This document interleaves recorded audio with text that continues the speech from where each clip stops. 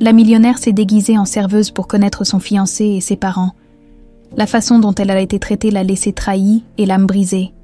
La tour Eiffel scintillait sous le ciel nocturne parisien, tandis que Sylvie Moreau contemplait la ville depuis la baie vitrée de son bureau, au dernier étage du grand hôtel Moreau. À 38 ans, elle incarnait l'élégance française avec son tailleur impeccable et son chignon parfait, mais ses yeux verts trahissaient une solitude profonde que même la vue imprenable sur Paris ne parvenait pas à combler. « Mademoiselle Moreau, ils vous attendent en salle de conseil », annonça sa secrétaire en entrant discrètement. Sylvie hocha la tête sans se retourner. « J'arrive dans 5 minutes, Colette. » Seule à nouveau, elle effleura du bout des doigts le médaillon de Saint-Christophe dissimulé sous son chemisier, unique souvenir tangible de sa mère, 5 ans déjà depuis l'accident d'avion qui avait emporté ses parents. 5 ans à diriger seule l'empire familial, transformant le chagrin en ambition dévorante. Lorsqu'elle pénétra dans la salle de conseil, les discussions s'interrompirent. 12 visages se tournèrent vers elle, principalement des hommes en costume sombre, excepté sa tante Geneviève, élégante septuagénaire au regard perçant. « Pardonnez mon retard, messieurs, madame », dit Sylvie en prenant place au bout de la longue table en acajou. « Où en étions-nous ? Nous parlions de l'avenir, ma chère », répondit sa tante avec un sourire qui n'atteignait pas ses yeux. Plus précisément, de la succession de l'Empire Moreau. Sylvie sentit une tension familière lui contracter la nuque. Ce sujet, encore. Bernard Lefort, directeur financier au service des Moreau depuis 3 décennies, s'éclaircit la gorge.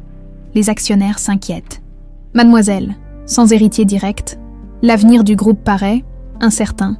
Les résultats parlent d'eux-mêmes, » répliqua Sylvie en faisant défiler des graphiques sur l'écran mural. Augmentation de 17% du chiffre d'affaires en 5 ans, expansion internationale, 3 nouvelles étoiles Michelin pour nos restaurants. Personne ne remet en question vos compétences. Intervint Jacques Dubois, son administrateur financier depuis 2 ans. Grand, séduisant, la quarantaine assurée. Il souriait avec une confiance qui agaçait Sylvie sans qu'elle sache pourquoi. Mais nos investisseurs pensent à long terme. « Et que suggérez-vous, monsieur Dubois ?» demanda-t-elle. Sachant parfaitement ce qui allait suivre, ce fut sa tante qui répondit « Une alliance stratégique, ma chérie, un mariage qui renforcerait notre position. » Sylvie eut un rire bref. « Tante Geneviève, nous sommes en 2023, pas au 19e siècle. Les traditions perdurent dans notre milieu pour de bonnes raisons, » insista la vieille dame. « Les Dubois possèdent les meilleurs vignobles de Bourgogne depuis 7 générations. Leur réputation est impeccable. » Leur réputation ? Peut-être, leur finance, c'est une autre histoire, murmura Sylvie. Jacques Dubois sourit légèrement. Mon cousin Alain serait un partenaire idéal. Les Dubois apporteraient un prestige et tradition, les Moreau stabilité financière, une synergie parfaite. Un mariage arrangé, donc, conclut Sylvie avec amertume. Une alliance stratégique, corrigea sa tante, comme celle qui a uni tes parents. Le silence tomba sur l'assemblée. La mention de ses parents était toujours un coup bas. « Accordez-moi un mois », céda finalement Sylvie. « Je veux examiner toutes les options. » Après la réunion, elle retrouva sa tante dans son bureau privé. Geneviève s'installa dans un fauteuil, refusant poliment le whisky que Sylvie se servit. « Tu ne peux pas continuer à repousser l'inévitable », dit la vieille dame sans préambule. « Sans héritier, les vautours tourneront à ta mort. Tout ce que tes parents ont construit. Je le sais parfaitement, » coupa Sylvie.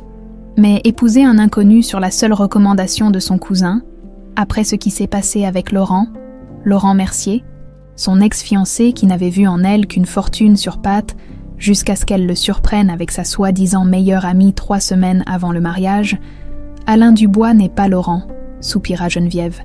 Il vient d'une famille respectable mais désargentée, rétorqua Sylvie. Ils ont besoin de notre argent autant que nous avons besoin de leur nom. Geneviève se leva péniblement. Rencontre-le au moins. Un dîner. Ce n'est pas un engagement. Après le départ de sa tante, Sylvie resta longtemps pensive devant la photo de ses parents sur son bureau. Claire et Philippe Moreau souriaient, éternellement figés dans leur bonheur. Elle se souvenait vaguement de leur tendresse mutuelle. Malgré un mariage initialement arrangé, son téléphone vibra. Un message de Jacques Dubois. « Alain est enthousiaste à l'idée de vous rencontrer. Il propose un dîner au Château du Bois la semaine prochaine. » C'est alors qu'une idée germa dans l'esprit de Sylvie. Une idée folle, risquée, mais potentiellement révélatrice. Elle appela immédiatement Colette. « Trouve-moi tout sur la famille Dubois, particulièrement sur Alain et ses habitudes, et vérifie s'ils m'ont déjà vu en personne. » 2 jours plus tard, Sylvie avait sa réponse. La famille Dubois ne l'avait jamais rencontrée. Les négociations ayant été menées exclusivement par avocats interposés, Alain fréquentait quasi quotidiennement le restaurant principal de leur domaine viticole, où son père, Auguste Dubois, tenait table ouverte. Ce soir-là, seule dans son penthouse avec vue sur tout Paris, Sylvie finalisa son plan devant son ordinateur. Une recherche sur Talent Incognito lui avait fourni le contact d'une agence spécialisée dans la transformation physique pour enquête privée. « Si je dois épouser Alain Dubois », murmura-t-elle, en vidant son verre de vin. Autant savoir exactement qui il est quand personne ne regarde. Le lendemain, elle convoqua Jacques dans son bureau. « J'accepte de rencontrer votre cousin », annonça-t-elle. « Mais pas immédiatement. Mes obligations internationales m'appellent en Asie pour 3 mois. Proposez-lui un rendez-vous à mon retour. » 3 mois. Les investisseurs attendaient un signal plus rapide, protesta Jacques. « Les investisseurs devront se contenter de ma promesse d'y réfléchir sérieusement, répliqua-t-elle fermement, 1 semaine plus tard, alors que Sylvie Moreau officiellement s'envolait pour Tokyo. En réalité, une actrice talentueuse nommée Martine, logée dans une suite d'hôtels avec pour mission d'envoyer des photos et de participer à quelques visioconférences soigneusement orchestrées. Une jeune femme aux cheveux châtains coupés courts, portant des lunettes sans correction et vêtue simplement, se présentait au domaine viticole des Dubois. Louise Dufresne se présenta-t-elle à la directrice des ressources humaines. « J'ai vu votre annonce pour un poste de serveuse au restaurant du domaine. » Sylvie Moreau avait disparu. Louise Dufresne entrait en scène. « Vous avez déjà travaillé dans la restauration, mademoiselle Dufresne ?» demanda madame Pelletier, la directrice des ressources humaines des Dubois, en examinant le CV soigneusement fabriqué que Sylvie lui avait tendu. « 3 ans au café de la Place à Lyon et quelques remplacements à Paris, » répondit Louise, alias Sylvie, baissant légèrement les yeux pour paraître intimidée. « J'ai besoin de recommencer ailleurs après. Des problèmes personnels. » Cette explication vague et la mention de problèmes personnels fonctionnèrent exactement comme prévu. Madame Pelletier hocha la tête avec un mélange de compassion et de discrétion professionnelle, sans poser de questions supplémentaires. « Le service est exigeant ici, » prévint-elle. « La famille Dubois reçoit quotidiennement et s'attend à l'excellence. Je suis prête à travailler dur, » affirma Louise avec une détermination qui n'était pas feinte. 3 heures plus tard, après un entretien éclair avec le maître d'hôtel, Louise Dufresne était officiellement embauchée comme serveuse au restaurant du domaine Dubois. Sa chambre de fonction, minuscule mais fonctionnelle, se trouvait sous les combles des dépendances. À l'opposé du château principal, ce soir-là, assise sur son lit étroit, Sylvie contempla ses mains. Elles étaient déjà rouges après une simple session de formation. Elle, qui n'avait jamais porté plus lourd qu'un dossier financier, allait devoir jongler avec des plateaux chargés pendant des heures. Son téléphone vibra. Un modèle basique, acheté avec des espèces, réservé aux communications avec son unique contact. Pascal, l'agent de sécurité privée qui supervisait sa transformation, éveillé sur Martine, son sosie en Asie, installation complète, demanda le message. « Affirmatif, début service demain midi, mise à jour de Tokyo, photo convaincante, votre tante ne soupçonne rien. » Sylvie sourit. La première phase de son plan fonctionnait parfaitement. Le lendemain matin, son réveil sonna à 5h30, les cuisines s'animaient tôt, et les nouveaux devaient se présenter avant tout le monde. Elle enfila l'uniforme noir et blanc obligatoire, attacha ses cheveux courts en un semblant de queue de cheval, et renonça à tout maquillage. Le miroir lui renvoyait l'image d'une étrangère. L'agence avait fait des merveilles. Teinture temporaire assombrissant ses cheveux naturellement blonds, coupe courte pratique, lentilles qui transformaient ses yeux verts en un marron ordinaire, de petites prothèses modifiaient subtilement la forme de son nez et de ses pommettes. Mais la transformation la plus efficace restait son attitude. Les épaules légèrement voûtées, le regard fuyant, la démarche moins assurée. Qui aurait cru que 8 leçons d'acting avec un ancien de la Comédie Française seraient des plus utiles que mon MBA de HEC, murmura-t-elle avec un sourire ironique. La cuisine du restaurant était un monde à part, immense, étincelante d'acier et de cuivre. Elle bourdonnait déjà d'activité lorsque Louise y fit son entrée.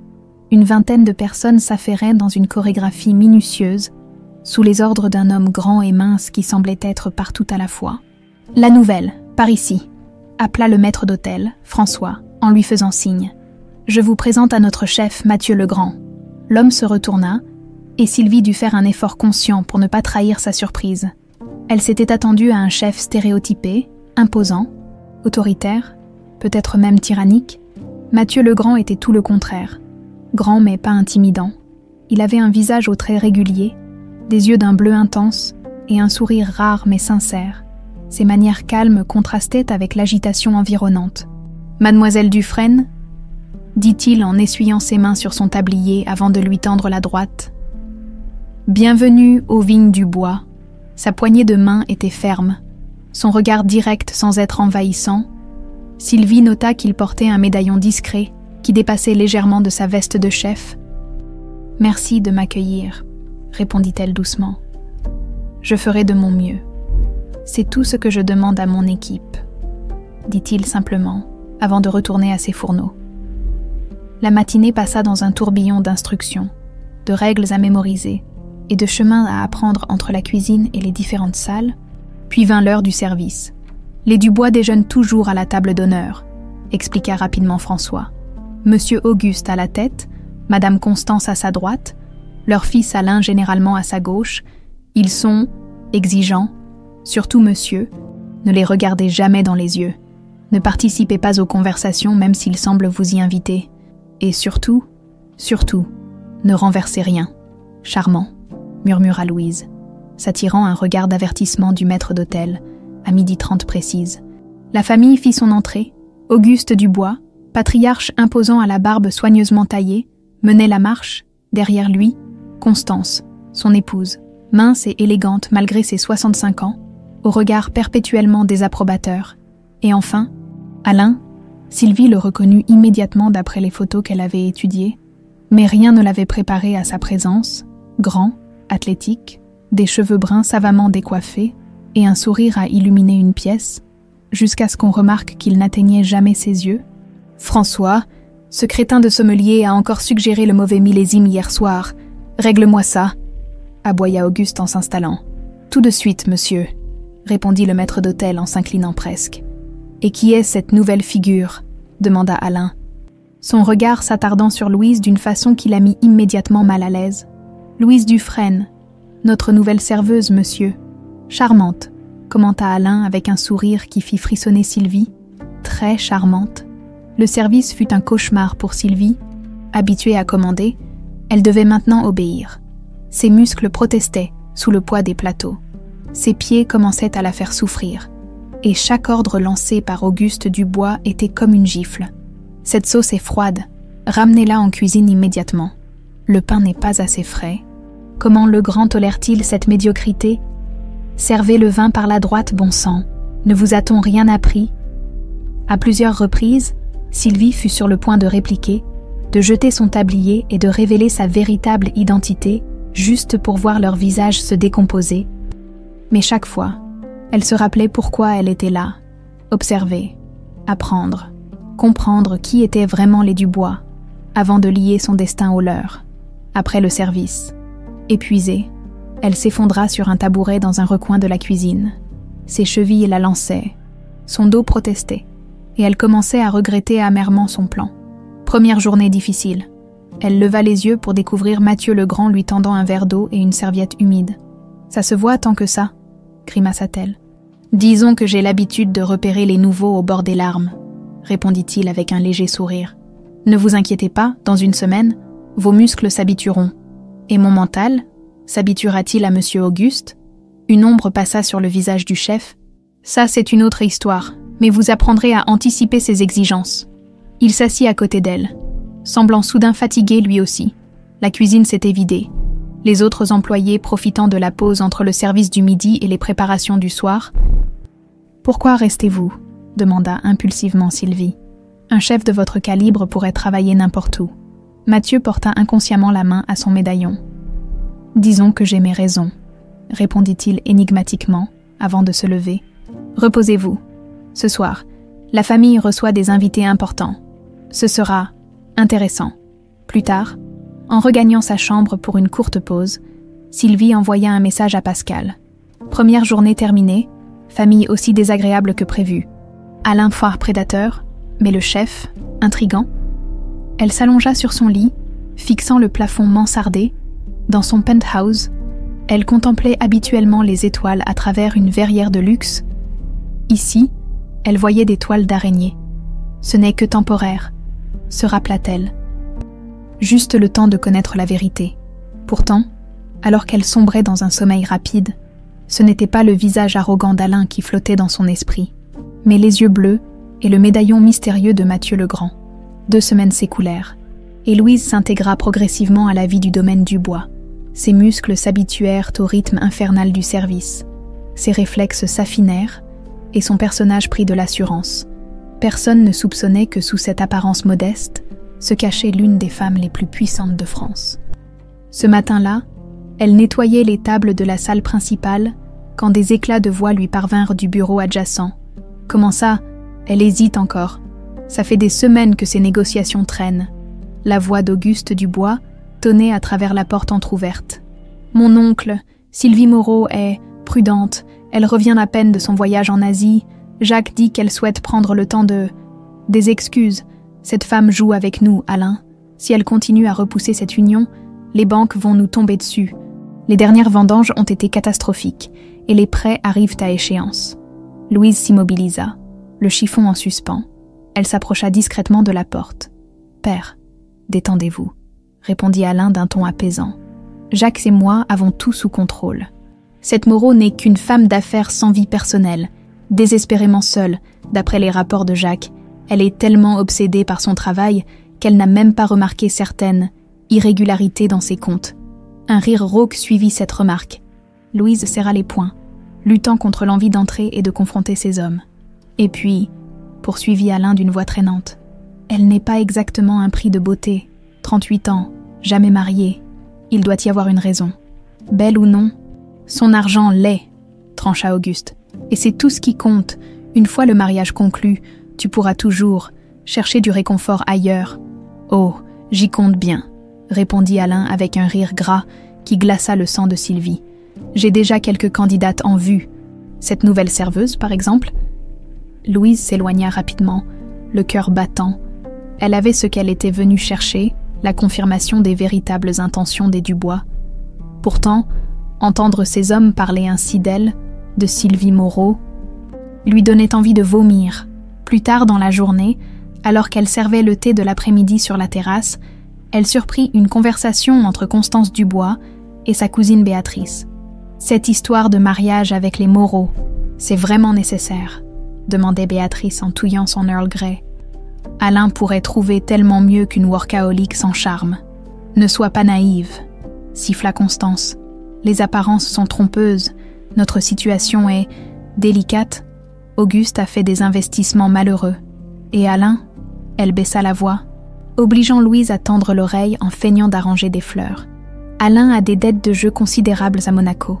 Sans cette alliance, le domaine pourrait changer de main avant la fin de l'année. »« C'est si grave, » s'étonna Béatrice. « Pire encore, » murmura Constance. « Mais j'ai traversé des situations plus difficiles par le passé. On fait ce qu'il faut pour protéger sa famille, quelles que soient les méthodes nécessaires. » Le regard étrangement vide de Constance en prononçant ces mots fit frissonner Louise. Cette femme aux allures de grande dame cachait quelque chose de sombre derrière son élégance calculée. Le soir venu, le restaurant accueillait un groupe d'amis d'Alain, de jeunes héritiers désœuvrés qui traitèrent le personnel avec un mépris à peine voilé. Louise servait leur table, supportant stoïquement leurs remarques déplacées. « Hé, la jolie serveuse » l'interpella Victor, un ami proche d'Alain. « Quand est-ce que tu prends ta pause ? J'ai une bouteille de champagne millésimée dans ma chambre. » « Ma pause est consacrée au repos. »« Monsieur, » répondit-elle froidement. « Laisse tomber, Victor, » intervint Alain en riant. « J'ai priorité sur le personnel de maison.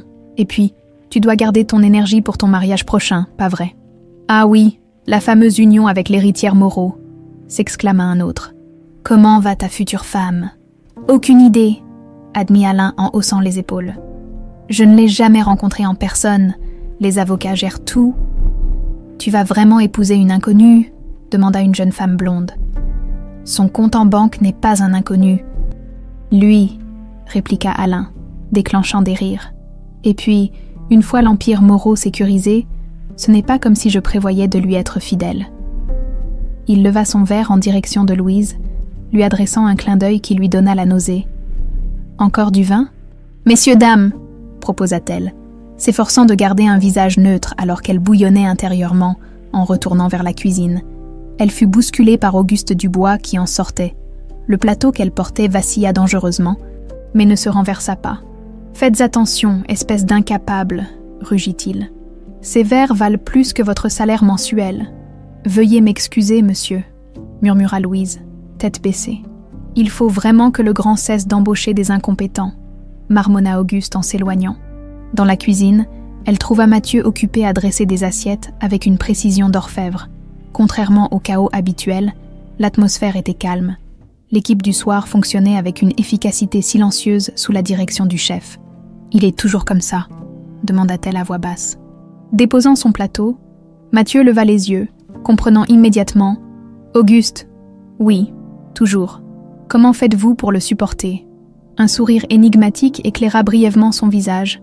On apprend à se construire une carapace, et puis, il hésita avant d'ajouter « Certaines batailles méritent qu'on endure l'inconfort. » Louise remarqua qu'il portait toujours ce médaillon discret. Cette fois, le pendentif était visible. Un Saint-Christophe en argent vieilli. Une étrange sensation de déjà-vu la traversa. « C'est un beau médaillon », dit-elle impulsivement. La main de Mathieu se porta automatiquement à la petite médaille. « C'était un cadeau, de la femme qui m'a élevée, Madame Élise. Elle devait beaucoup tenir à vous. Elle était comme une mère, » répondit-il doucement. « Elle est décédée l'an dernier. Je suis désolée, » murmura sincèrement Louise. Leur échange fut interrompu par François, qui passa la tête par la porte. « Louise, Madame Constance demande du thé dans son boudoir. » Immédiatement. Dans le petit salon privé de Constance Dubois, l'atmosphère était étouffante. Un mélange de parfums capiteux et de tensions contenues. La maîtresse de maison fixait la fenêtre, dos à la porte, quand Louise entra avec le plateau de thé. « Posez-le sur la table », ordonna Constance sans se retourner. Louise s'exécuta, mais au moment où elle allait se retirer, Constance parla de nouveau. « Vous travaillez ici depuis combien de temps, mademoiselle ? » « Dufresne, Louise Dufresne, 2 semaines, madame. » Constance se tourna enfin, scrutant Louise avec une intensité dérangeante.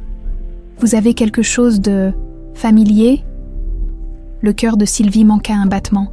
« Je dois avoir un de ces visages communs, » répondit-elle légèrement. « Non, ce n'est pas ça. » Constance s'approcha, plissant les yeux, puis son regard tomba sur un point derrière Louise. « Oh, Mathieu, vous voilà. » Sylvie se retourna, surprise de voir le chef dans l'embrasure de la porte. « Elle n'avait pas entendu ses pas, Madame Constance ?» salua-t-il poliment. « François m'envoie vous demander si vous souhaitez le menu habituel pour demain ou si vous avez des requêtes particulières. » L'expression de Constance changea subtilement, un mélange de malaise et de quelque chose qui ressemblait presque à de la peur. « Le menu habituel conviendra, » répondit-elle rapidement.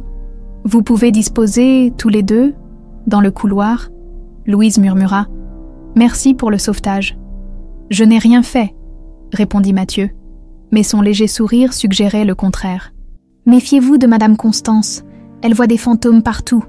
Des fantômes, des souvenirs, des regrets, des secrets. » Il s'arrêta, comme s'il en avait trop dit. « Bonne soirée, Louise. » Cette nuit-là, dans sa chambre sous les combles, Sylvie sortit son téléphone sécurisé et envoya un message à Pascal. Confirmé. Mariage, Dunn plan pour sauver Dubois de la faillite. Alain, Dunn, joueur. Infidèle par anticipation. Auguste, Ben, tyran. Constance. Mystérieuse. Potentiellement dangereuse. Elle hésita avant d'ajouter. Chef Mathieu porte médaillon Saint-Christophe. Identique souvenir famille maternelle. Étrange coïncidence. Le médaillon, une image lointaine flottait dans sa mémoire. Sa mère, lui montrant un petit écrin contenant 2 médailles identiques. C'était pour toi et... Sa mère n'avait jamais terminé cette phrase, les larmes lui montant aux yeux. Sylvie porta la main à son cou, où son propre médaillon de Saint-Christophe reposait, caché sous ses vêtements, une coïncidence. Sûrement. Pourtant, elle s'endormit troublée. Ses rêves peuplés de médaillons jumeaux, de secrets murmurés et du regard étrangement coupable de Constance Dubois, fixé non pas sur elle, mais sur Mathieu. Une soirée humide de fin septembre, Louise quitta le domaine Dubois pour sa première journée de congé depuis son arrivée. Elle avait prétexté une visite à une cousine malade à Paris, mais se dirigeait en réalité vers un petit hôtel discret en périphérie de la capitale. Pascal l'y attendait dans une chambre sécurisée, transformée en centre d'opération temporaire. « Bienvenue au vrai monde, mademoiselle Moreau », la salua-t-il, en lui tendant une clé USB, content de voir que vous n'avez pas complètement disparu dans votre personnage. Sylvie se débarrassa de sa perruque aux cheveux courts et retira ses lentilles de contact avec un soupir de soulagement. Pour quelques heures, elle redevenait elle-même. « Des nouvelles du front financier ?» demanda-t-elle en connectant la clé à l'ordinateur portable sécurisé. « C'est pour ça que j'ai insisté pour cette rencontre », répondit Pascal, soudain grave. « Quelque chose ne va pas dans les comptes Moreau. » Les documents s'affichèrent à l'écran. Rapport financier, relevé bancaire, transactions récentes. Sylvie fronça les sourcils, son cerveau d'entrepreneuse reprenant immédiatement le dessus. Ces transferts vers MCG Consulting, je n'ai jamais approuvé ça. C'est ce que je pensais, confirma Pascal. J'ai fait des recherches. MCG Consulting a été créé il y a 18 mois. Devinez par qui? Jacques Dubois, murmura Sylvie, une colère froide montant en elle. Pas directement. C'est enregistré sous le nom d'un certain Marc Girard, mais en creusant, Girard s'avère être le cousin germain de Jacques. Sylvie parcourut rapidement les transactions. Des sommes importantes mais pas assez élevées pour déclencher des alertes automatiques quittaient régulièrement ses comptes vers cette société fantôme, puis disparaissaient dans un labyrinthe d'autres entités. Il y a d'autres sociétés impliquées, constata-t-elle. Atlantis Venture, Provence Tech Solutions, BTR Holdings, toutes créées récemment, toutes recevant des fonds Moreau. Pascal hocha la tête. J'ai identifié 17 entités suspectes jusqu'à présent, toutes connectées d'une manière ou d'une autre à Jacques ou à d'autres membres de la famille Dubois. Depuis combien de temps ça dure? Les premiers transferts ont commencé 6 mois après l'embauche de Jacques. D'abord de petites sommes, puis de plus en plus importantes au fil des mois. Sylvie se leva brusquement, arpentant la petite chambre. Et le comité financier, comment ont-ils pu rater ça?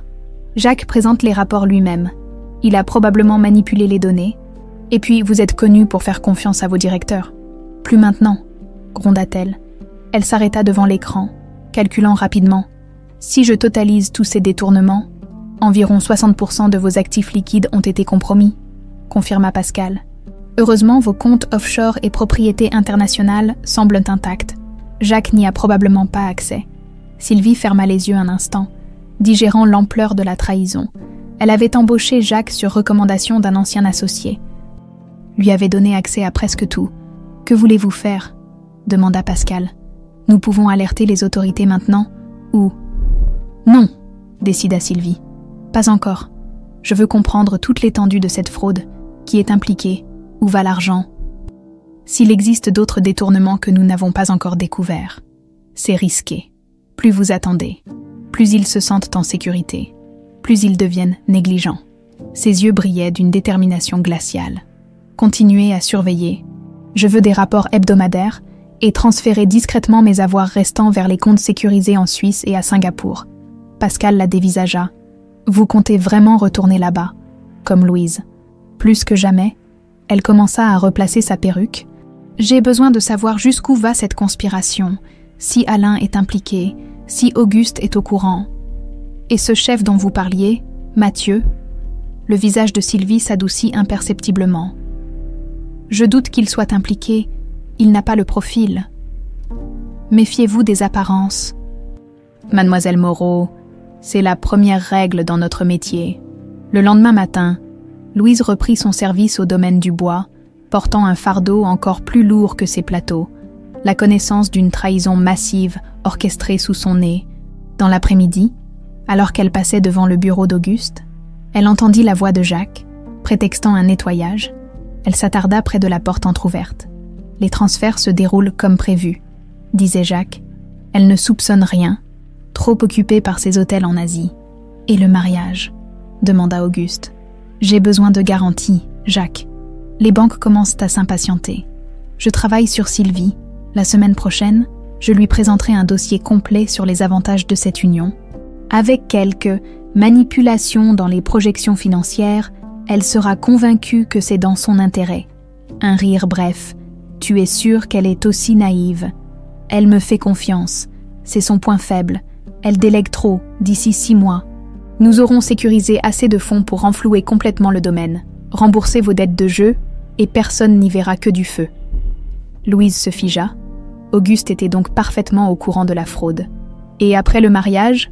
Demanda le patriarche. Une fois qu'Alain aura un accès direct aux comptes Moreau en tant qu'époux, nous pourrons accélérer les transferts. Dans 2 ans maximum, nous aurons vidé 90% de sa fortune. Et la fille ? Un silence pesant. Les accidents arrivent, monsieur Dubois. Surtout aux personnes, troublées, le stress des affaires, le chagrin jamais guéri de la perte de ses parents. Louise dut plaquer une main sur sa bouche pour étouffer un hoquet d'horreur. Ces hommes ne planifiaient pas seulement de la voler. Ils envisagèrent de l'éliminer. Elle s'éloigna silencieusement, le cœur battant à tout rompre dans sa précipitation. Elle faillit percuter Mathieu qui sortait de la bibliothèque adjacente. « Louise, tout va bien.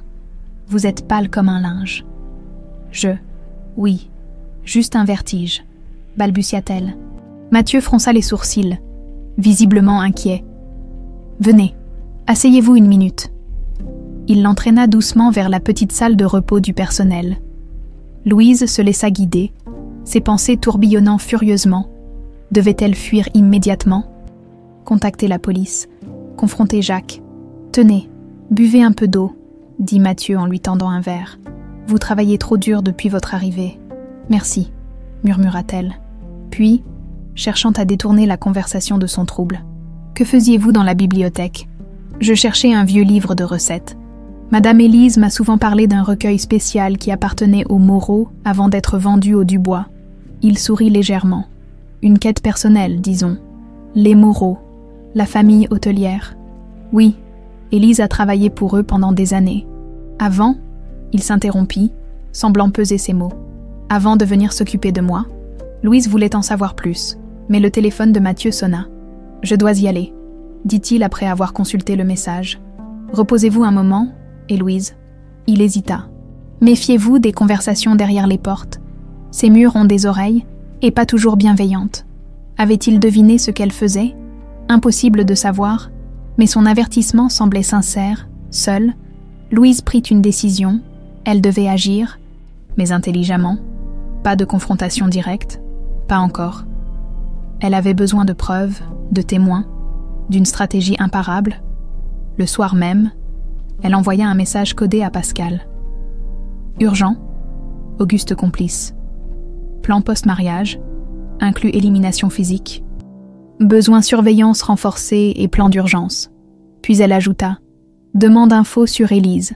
Ancienne employée Moreau, a travaillé pour mes parents, lien avec Mathieu. » Dans les jours qui suivirent, Louise redoubla de vigilance tout en jouant parfaitement son rôle. Elle servait les Dubois avec une humilité feinte, supportait les avances de plus en plus insistantes d'Alain et observait chaque conversation, chaque document entrevu, chaque interaction renforçait sa détermination. Un soir, alors que tout le monde avait quitté le restaurant, elle profita de son service de nettoyage pour fouiller discrètement le bureau d'Auguste. Dans un tiroir mal fermé, elle découvrit des relevés bancaires personnels montrant des dépôts importants coïncidant avec les dates des principaux détournements. « Bingo !» murmura-t-elle, photographiant rapidement les documents avec son téléphone caché. Un bruit dans le couloir la fit sursauter. Elle referma précipitamment le tiroir et feignit d'épousseter quand la porte s'ouvrit. « Louise, que faites-vous encore ici ?»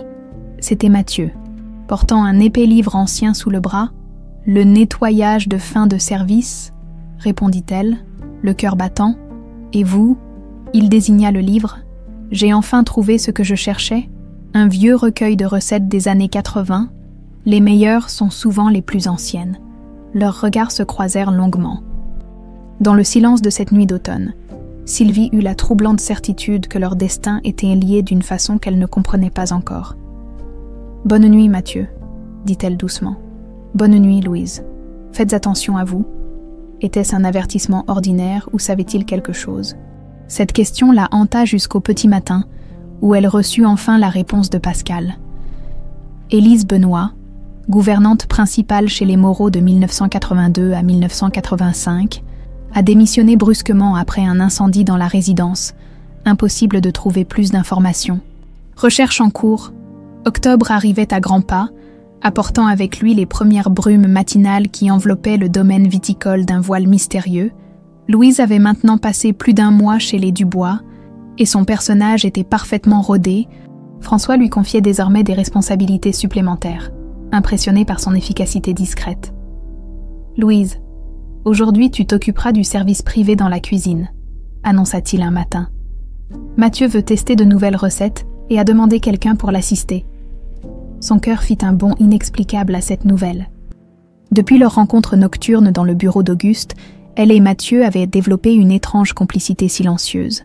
Échange de regards entendus, petits gestes d'entraide, mais rarement des conversations prolongées. La cuisine principale était déserte lorsqu'elle y entra. Seul Mathieu s'affairait devant un plan de travail couvert d'ingrédients frais. « Bonjour Louise », l'accueillit-il sans lever les yeux de la truffe qu'il était en train de trancher avec une précision chirurgicale. « Merci d'avoir accepté. Je n'ai pas vraiment eu le choix, » répondit-elle avec un sourire. « Mais je suis curieuse. Pourquoi moi ?» Il s'arrêta enfin et la regarda directement. « Parce que vous êtes différente des autres. Vous observez, vous réfléchissez et... » Il hésita.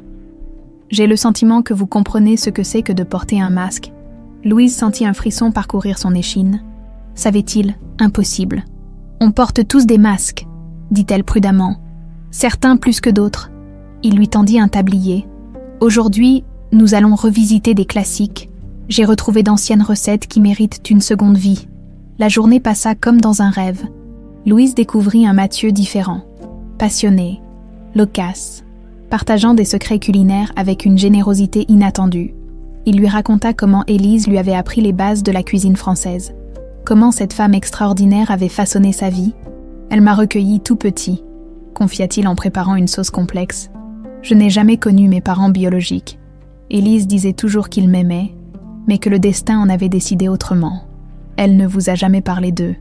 Très peu. Je savais qu'elle gardait des secrets. » Il marqua une pause, sa main touchant inconsciemment le médaillon de Saint-Christophe.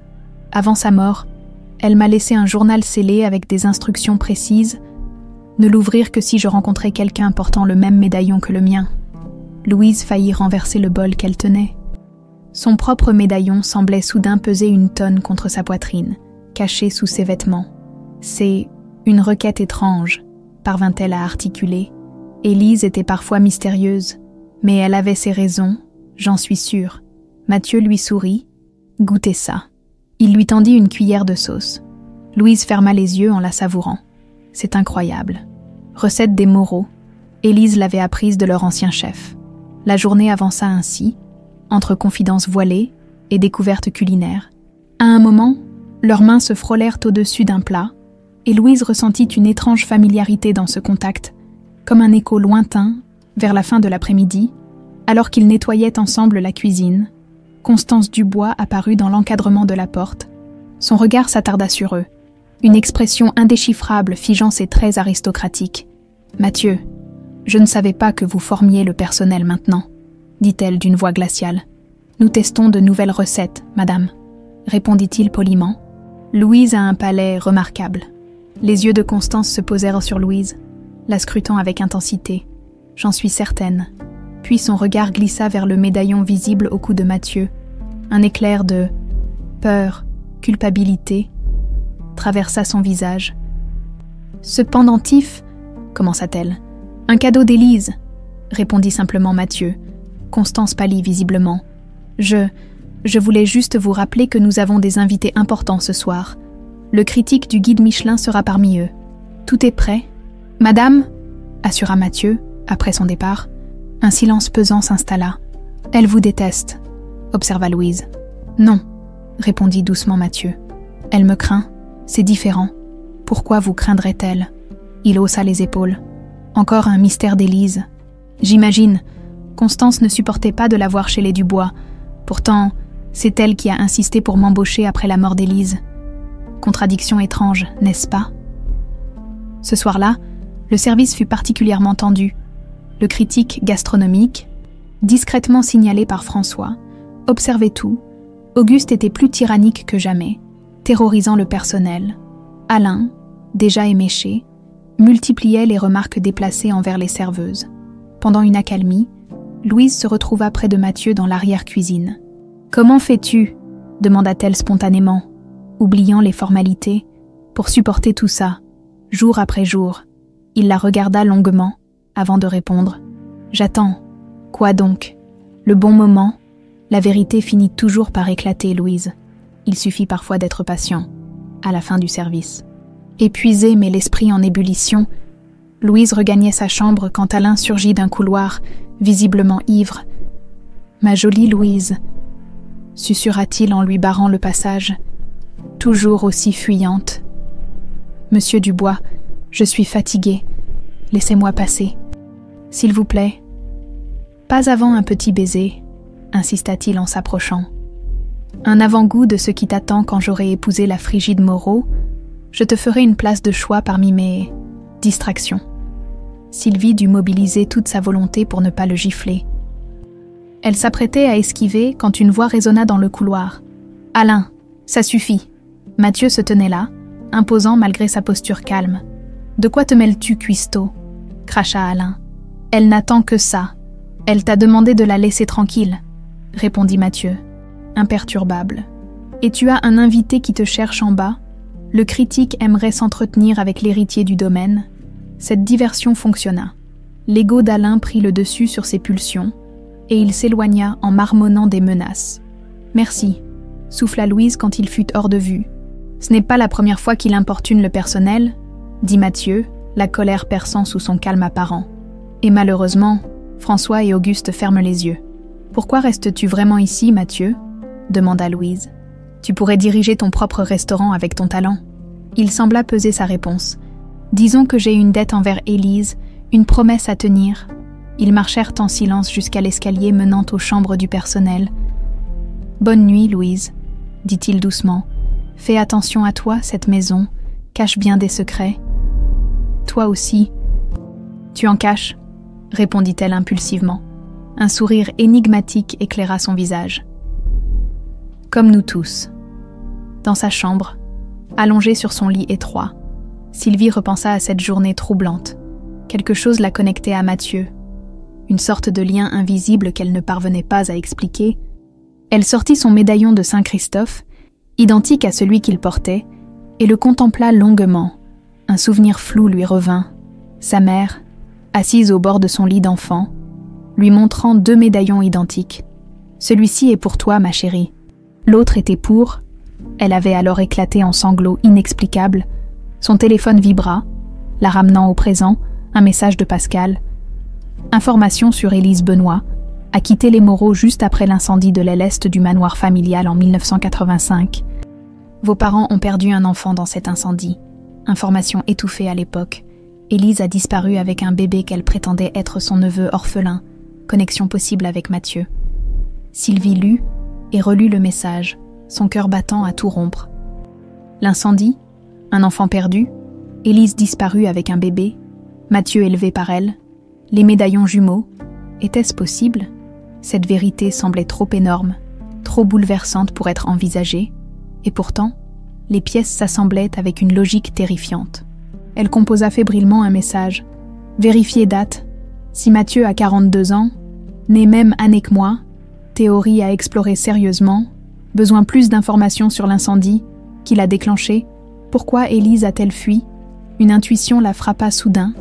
Et si Constance, cette façon dont elle regardait Mathieu, ce mélange de crainte et de culpabilité, Sylvie s'endormit tard cette nuit-là, l'esprit traversé de questions sans réponse, mais avec une certitude grandissante, le médaillon qu'elle cherchait, celui qui ouvrirait le journal d'Élise, pendait à son propre cou depuis toujours. La semaine qui suivit fut une torture pour Sylvie. Chaque service, chaque interaction avec Mathieu prenait désormais une dimension nouvelle, chargée de questions sans réponse. Pouvait-il vraiment être ? L'idée semblait à la fois absurde et parfaitement logique. Un matin, alors qu'elle nettoyait les tables après le petit déjeuner, Mathieu l'aborda discrètement. « Louise, peux-tu m'aider à ranger la réserve aujourd'hui ? J'ai besoin d'un coup de main pour organiser les nouveaux arrivages. » Elle accepta. intrigué par son ton inhabituellement tendu. Quelques heures plus tard, dans la pénombre de la grande réserve alimentaire, ils se retrouvèrent seuls parmi les étagères chargées de produits. « Ce n'est pas vraiment pour ranger que je t'ai fait venir, » avoua-t-il en baissant la voix. « Je voulais te parler en privé. » Son cœur s'accéléra. « De quoi s'agit-il ? Depuis quelques jours, j'ai remarqué que tu observais mon médaillon avec une insistance particulière. » Sylvie se figea. Avait-elle été si transparente ? « Il est original ?» balbutia-t-elle. Mathieu la fixa intensément. « Louise, si tu as quelque chose à me dire, c'est le moment. » Le temps semblait suspendu. Sylvie sentait le poids de son propre médaillon contre sa poitrine. Comme s'il la brûlait à travers ses vêtements, devait-elle se dévoiler, risquer sa couverture pour une hypothèse folle ? « Je... » commença-t-elle, mais un bruit à l'entrée les interrompit. « Mathieu, tu es là. » La voix de François résonna. Le fournisseur de truffes est arrivé en avance. « J'arrive, » répondit-il avant de murmurer à Louise. « Ce soir, après le service, dans mon logement, au-dessus de la remise, nous devons parler. » La journée s'écoula avec une lenteur exaspérante. Lorsque le dernier client quitta enfin le restaurant et que les cuisines furent nettoyées, Louise se faufila discrètement vers la remise située à l'écart du bâtiment principal. Un escalier extérieur menait à un petit appartement sous les combles. Elle frappa doucement. Mathieu ouvrit aussitôt, comme s'il l'attendait derrière la porte. « Entre !» dit-il simplement. Le logement était modeste mais chaleureux. Livres de cuisine partout. Quelques photographies encadrées. Une cuisine ouverte impeccablement rangée. Sur la table basse reposait un petit coffret en bois et un livre relié de cuir usé. « Assieds-toi » proposa-t-il en désignant un fauteuil confortable. Ils restèrent silencieux un moment, comme si aucun d'eux n'osait ouvrir les vannes d'une vérité trop longtemps contenue. « Tu n'es pas vraiment serveuse, n'est-ce pas ?» lança finalement Mathieu. La question la prit au dépourvu. « Pourquoi dis-tu ça ? Tes mains, malgré les cals récents. Ce sont des mains qui n'ont jamais connu le travail manuel avant d'arriver ici, ta posture, tes connaissances, ta façon d'analyser les situations. Tu observes cette famille comme si tu menais une enquête. » Sylvie soutint son regard. « Et si c'était le cas ? Alors j'aimerais savoir pourquoi mon médaillon t'intéresse autant. » Le moment de vérité était arrivé. Lentement, Sylvie porta les mains à son cou et sortit son propre médaillon, dissimulé jusque-là sous son uniforme. Les yeux de Mathieu s'écarquillèrent. Identiques, 2 Saint-Christophe en argent vieilli, avec la même inscription au dos. « Protège mes enfants. »« Comment ?» souffla-t-il. « Ma mère me l'a donné quand j'étais petite, » répondit-elle doucement. Elle pleurait en me disant que l'autre était destiné à quelqu'un que je n'ai jamais connu. Mathieu se leva brusquement, tournant en rond dans la petite pièce. Visiblement bouleversé, « Le journal d'Élise » murmura-t-il. « Elle m'a fait promettre de ne l'ouvrir que si je rencontrais quelqu'un portant le médaillon jumeau du mien. » Il s'arrêta devant le coffret sur la table. « Je l'ai toujours gardé avec moi, sans jamais pouvoir l'ouvrir. Jusqu'à maintenant, » compléta Sylvie. Leurs regards se croisèrent, chargés d'émotion. Mathieu s'assit lentement près d'elle et ouvrit le coffret. À l'intérieur se trouvait un petit journal à la couverture de cuir usé, fermé par un ruban délicat, attaché au ruban. Une enveloppe jaunie portait l'inscription « À ouvrir en présence du second médaillon ». Les doigts tremblants, Mathieu défit le ruban et ouvrit l'enveloppe. Sylvie se rapprocha, le cœur battant. « Mes chers enfants », lut Mathieu à voix haute, « si vous lisez ceci ensemble, c'est que le destin a réparé ce que la cruauté humaine a séparé. Mathieu, Sylvie, vous êtes frères et sœurs, jumeaux, nés le 15 mai 1985 dans la famille Moreau. » Sylvie porta une main à sa bouche, les larmes aux yeux. Son intuition était donc juste. La nuit du 13 août 1985, poursuivit Mathieu d'une voix étranglée, un incendie a ravagé l'ailée du manoir Moreau, là où se trouvait la nurserie. Cet incendie n'était pas accidentel. Il a été délibérément provoqué par Constance, alors employée de maison chez les Moreau. « Constance !» s'exclama Sylvie. « Constance Dubois !» Mathieu hocha la tête, continuant sa lecture. Son plan était de kidnapper les 2 enfants dans la confusion pour demander une rançon. J'étais de garde cette nuit-là, et j'ai découvert ses intentions, dans la panique et la fumée. Je n'ai pu sauver que Mathieu, Croyant que les 2 enfants avaient péri, Constance s'est enfuie. Les Moreau, dévastés par ce qu'ils pensaient être la perte de leur fils, ont tenu Sylvie à l'écart de cette tragédie. J'ai toujours su qu'il y avait un secret, murmura Sylvie. Mes parents devenaient étrangement silencieux à certaines dates. Ma mère pleurait parfois en regardant mon médaillon, de peur que Constance ne revienne pour terminer ce qu'elle avait commencé. Continua Mathieu en lisant. J'ai fui avec Mathieu, prétendant qu'il était mon neveu orphelin, je l'ai élevé comme mon fils, lui transmettant les valeurs des Moreau sans jamais révéler sa véritable identité, attendant le moment propice. « Mais pourquoi n'es-tu jamais revenu vers ma famille ?» demanda Sylvie au journal. Comme si Élise pouvait répondre, la réponse se trouvait dans le paragraphe suivant. Constance a épousé Auguste Dubois 1 an après l'incendie, avec sa nouvelle position sociale. Elle était désormais intouchable. J'ai passé des années à surveiller la famille Dubois de loin, cherchant un moyen de faire éclater la vérité sans mettre Mathieu en danger. Ils continuèrent à lire ensemble, découvrant comment Élise avait méticuleusement conservé les preuves de l'identité de Mathieu. Certificat de naissance original, mèche de cheveux, photographie des jumeaux nouveau-nés. Votre père, Philippe Moreau, a toujours soupçonné la vérité, révélait Élise dans les dernières pages. Avant sa mort, il a modifié secrètement son testament, laissant une partie substantielle de sa fortune personnelle à son fils perdu. S'il revenait un jour, ce testament a été confié au chef des Moreau, qui l'a caché dans la reliure d'un recueil de recettes traditionnelles de la famille. « Le livre que tu cherchais » s'exclama Sylvie. « Je le cherchais sans savoir pourquoi », admit Mathieu. Élise m'avait juste dit avant de mourir que ce livre contenait un trésor important pour moi. Ils restèrent silencieux un moment, assimilant l'énormité de ces révélations. « Qui es-tu vraiment ?»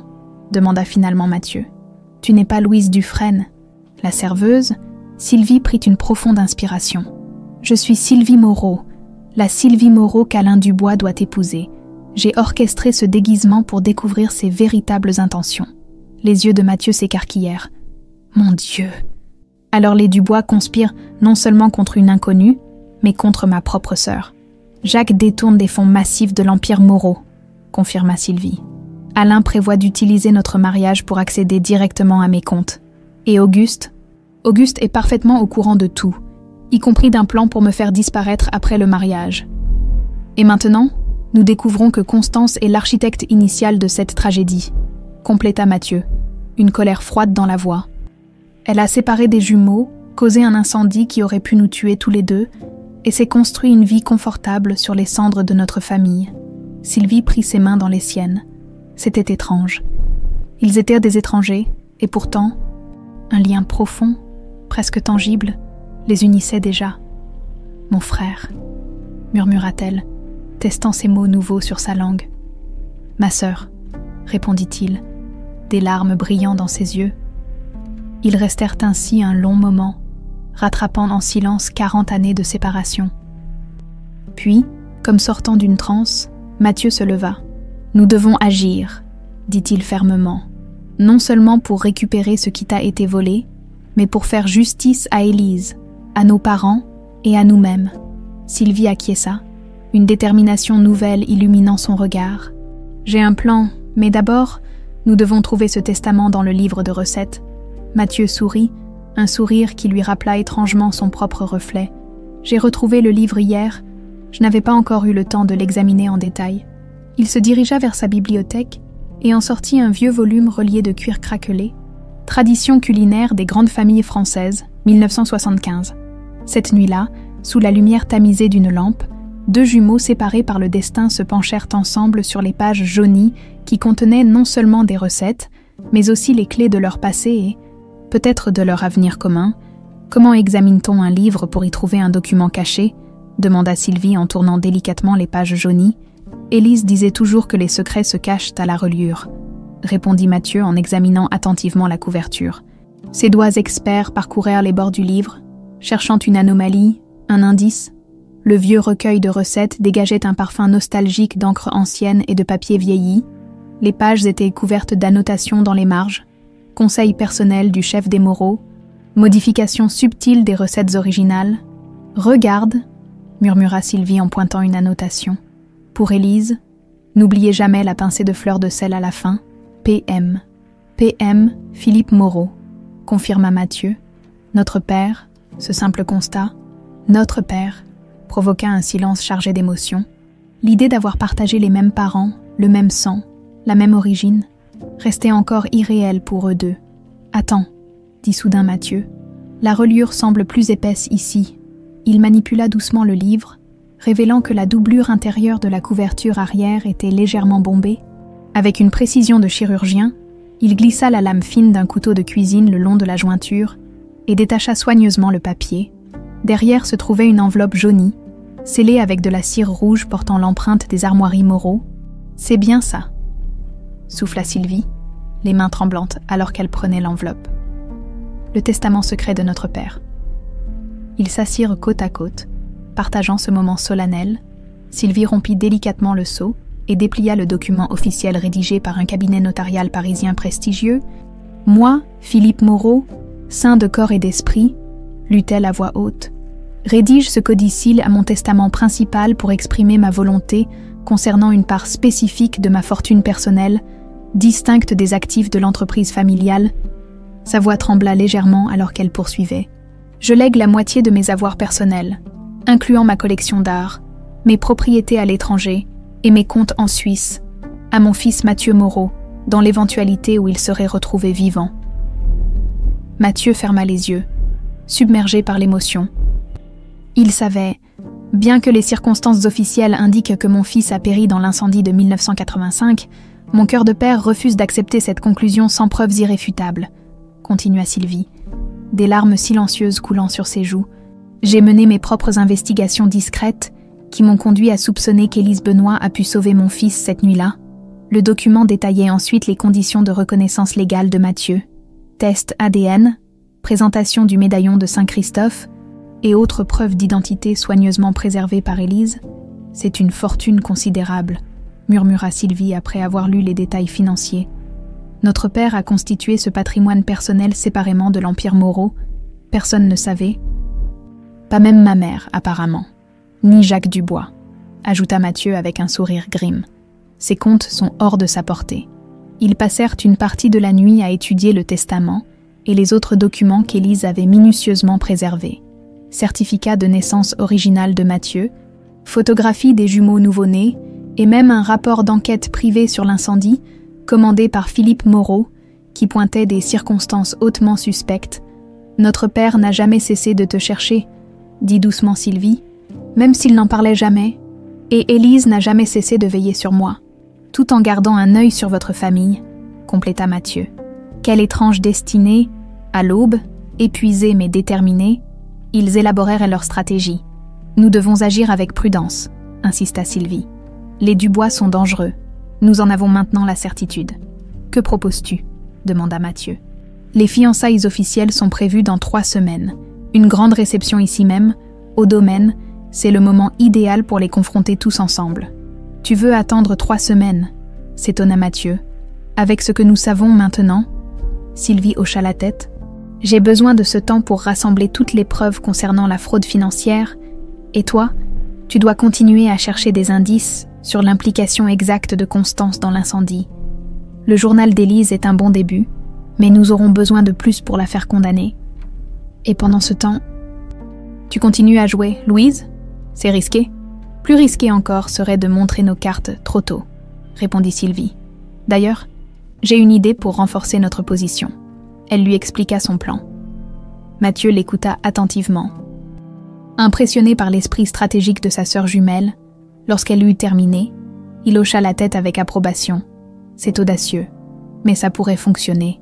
Au moment de se séparer, alors que les premières lueurs de l'aube filtraient à travers les rideaux, ils restèrent maladroitement face à face, ne sachant comment conclure cette nuit bouleversante. « Je suppose qu'on ne peut pas rattraper 40 ans en une nuit ?»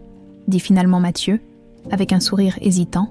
Sylvie fit un pas en avant et, surmontant sa réserve naturelle, l'enlaça. « Non, mais on peut commencer. » Les jours suivants prirent une dimension surréaliste pour les jumeaux. En public, ils maintenirent de la façade, Louise la serveuse discrète, Mathieu le chef talentueux, mais dans les coulisses, ils œuvraient ensemble, échangeant informations et indices lors de brèves rencontres soigneusement orchestrées. Sylvie contacta Pascal, lui expliquant les derniers développements et sollicitant son aide pour accélérer les recherches sur l'incendie de 1985. Mathieu, de son côté, s'arrangea pour accéder aux archives personnelles de Constance, prétextant chercher d'anciennes recettes familiales pour le menu des fiançailles. Un soir, alors que Mathieu examinait discrètement le bureau de Constance pendant qu'elle dînait, il découvrit un petit coffret verrouillé au fond d'un tiroir, avec des gestes précis, vestiges d'une adolescence plus turbulente qu'il ne l'admettait. Il réussit à l'ouvrir. À l'intérieur se trouvait une coupure de journal jauni concernant l'incendie des Moreau, quelques bijoux anciens qui semblaient trop modestes pour la Constance actuelle, et une lettre inachevée adressée à une certaine Marianne. « J'ai fait quelque chose d'horrible », y lisait-on, « pour nous sortir de la misère, pour nous offrir une vie meilleure, mais le prix est trop lourd. Dans la panique, un enfant a... » La lettre s'interrompait là, jamais terminée, jamais envoyée, mais c'était suffisant. Mathieu la photographia soigneusement, avant de tout remettre en place. Ce même soir, Sylvie fut convoquée dans le bureau d'Auguste. Non pas en tant que Louise, mais en sa qualité de femme de ménage assignée à cette aile, nettoyer tout impeccablement, ordonna François. Monsieur Dubois reçoit un invité important ce soir. Caché dans un recoin après avoir prétendument terminé, Sylvie observa Jacques Dubois entrer dans le bureau. Grâce à un petit dispositif d'enregistrement fourni par Pascal, elle capta toute leur conversation. « Les derniers transferts sont en cours », annonça Jacques. « Encore 2 semaines, et nous aurons sécurisé suffisamment d'actifs pour couvrir toutes les dettes. Et la fille ne soupçonne toujours rien », demanda Auguste. « Elle est trop occupée par les préparatifs du mariage », ricana Jacques. « Ses assistants me signent tout ce que je leur présente. Une fois qu'Alain aura l'anneau au doigt, nous pourrons accélérer le processus. »« Bien, bien », marmonna Auguste en se servant un cognac. « Je n'aurais jamais pensé que notre salut viendrait des Moreau, après toutes ces années. » Un silence étrange suivit cette remarque. « À propos, » reprit Jacques, hésitant, « j'ai trouvé quelque chose d'étrange dans les archives Moreau. Philippe Moreau semble avoir constitué une fortune personnelle considérable, totalement séparée de l'entreprise familiale, des comptes dont même sa fille ignore l'existence. »« Combien ?» demanda avidement Auguste. Impossible à dire avec certitude, mais les estimations suggèrent plusieurs centaines de millions. Le problème est que ces fonds semblent liés à une clause testamentaire mystérieuse. Quelque chose concernant un héritier perdu. Sylvie dut se mordre la lèvre pour ne pas laisser échapper un son. Jacques était donc sur la piste du testament secret. Un héritier perdu, qu'est-ce que ça signifie ? Je n'en suis pas sûr, admit Jacques. Les documents principaux semblent avoir disparu, mais je continue à chercher. Leurs voix s'éloignèrent alors qu'ils quittèrent le bureau. Mais Sylvie en avait assez entendu. La course contre la montre s'accélérait. Le lendemain, elle trouva un moment pour informer Mathieu. « Jacques est sur la piste du testament », murmura-t-elle, alors qu'ils se croisaient dans un couloir désert. « Nous devons agir vite. J'ai trouvé quelque chose aussi, » répondit-il tout bas. « Une lettre de Constance, une confession partielle, et j'ai repéré son vieux journal intime dans sa table de chevet. Je dois trouver un moyen d'y accéder. » Ils se séparèrent rapidement, conscients des regards qui pouvaient les observer, mais ce bref échange renforça leur détermination. Ce soir-là, dans sa petite chambre sous les combles, Sylvie rédigea méticuleusement un plan d'action détaillé. Chaque étape soigneusement pensée, chaque confrontation anticipée. En parallèle, elle préparait avec Pascal les documents légaux nécessaires pour reconnaître officiellement Mathieu comme son frère et héritier légitime des Moreau. Sur son bureau improvisé reposait le vieux livre de recettes. Ouvert à une page particulière, une recette de crêpes Suzette, annotée par son père, portait cette note touchante. Le dessert préféré des jumeaux, à préparer pour chaque anniversaire, 2 fois plus de joie. Ces mots simples cristallisaient tout ce qu'ils avaient perdu, et tout ce qu'ils étaient désormais déterminés à récupérer. L'élégant carton d'invitation trônait sur le bureau d'Auguste Dubois. « Monsieur Auguste Dubois et Madame Geneviève Moreau ont l'honneur de vous convier aux fiançailles d'Alain Dubois et Sylvie Moreau. À une semaine de l'événement, le domaine bourdonnait d'activité. Les ouvriers dressaient des tentes dans le parc, les fleuristes allaient et venaient avec des échantillons, et en cuisine, Mathieu orchestrait les préparatifs d'un festin qui se devait d'être mémorable. « Plus de caviar sur cette table », ordonna Constance en traversant la salle de réception. « Et ces fleurs sont trop pâles, je veux des roses pourpres, pas ce rose insipide. » Louise s'affairait discrètement dans un coin, réarrangeant des nappes, ses mouvements précis trahissant une élégance que ses vêtements simples ne parvenaient pas à dissimuler complètement. « Toi, la nouvelle » lança Constance. « Vérifie que les chambres d'invités sont impeccables. La tante de mademoiselle Moreau arrive demain en éclaireur. »« Oui, madame » répondit docilement Louise, s'éclipsant avec une révérence mesurée dans le couloir. Elle croisa Mathieu qui transportait une liste d'instructions pour les fournisseurs. « 20 minutes, réserve » murmura-t-elle en le frôlant. Exactement 20 minutes plus tard, ils se retrouvaient dans leur lieu de rendez-vous habituel, la grande réserve aux étagères labyrinthiques, qui offrait une discrétion parfaite. « Jacques devient nerveux », annonça Sylvie sans préambule. « Je l'ai surpris au téléphone ce matin, ordonnant d'accélérer les derniers transferts. Il craint que quelque chose ne cloche. A-t-il découvert autre chose sur le testament ? Apparemment non, mais il continue à chercher. Et toi, du côté de Constance ? J'ai réussi à photographier quelques pages de son journal, répondit Mathieu en lui montrant son téléphone. Regarde ça. Sylvie parcourut rapidement les images. Une écriture fine et nerveuse couvrait les pages jaunies. Un passage en particulier attira son attention. 1984, 23 novembre, engagé chez les Moreau aujourd'hui, famille insupportable d'arrogance, mais leur richesse est la clé de notre avenir. A insiste pour que je garde ce poste malgré l'humiliation. Patience, dit-il. Bientôt nous aurons notre chance. A doit être Auguste, murmura Sylvie. Ils se connaissaient déjà. Continue à lire, encouragea Mathieu, le visage grave. Quelques pages plus loin. 1985. 10 août. Plan finalisé. A trouvé l'acheteur pour les enfants. Une rançon, puis une adoption discrète à l'étranger. Personne ne retrouvera jamais leurs traces. Les Moreau paieront, par leur fortune ou par leur descendance. Sylvie pâlit. Ils voulaient nous vendre, comme des marchandises. L'entrée du 14 août est encore plus révélatrice, poursuivit Mathieu, la gorge serrée. Tout a mal tourné, l'incendie devait créer une diversion, permettre d'enlever les enfants dans la confusion, mais cette maudite Élise est intervenue. Dans la panique, j'ai dû fuir. A dit que c'est mieux ainsi, les enfants supposés morts. Aucune enquête sur un kidnapping, mais je vois encore leur petit visage dans mes cauchemars. Mon Dieu, souffla Sylvie. Ce n'était pas seulement Constance. Auguste était complice depuis le début. Et maintenant, 40 ans plus tard, ils tentent de voler ce qu'ils n'ont pas pu obtenir par le kidnapping, conclut Mathieu. Une colère froide dans la voix. Ces preuves sont accablantes, dit Sylvie. Avec ça, les enregistrements de Jacques et le testament, nous avons tout ce qu'il nous faut. Pas tout à fait, tempéra Mathieu. Le journal mentionne un acheteur, si nous pouvions identifier cette personne. Je vais demander à Pascal d'intensifier les recherches. Peut-être y a-t-il d'autres documents de l'époque qui pourraient nous éclairer. Ils affinèrent leur plan, conscients que chaque détail comptait. L'événement de fiançailles réunirait tous les protagonistes.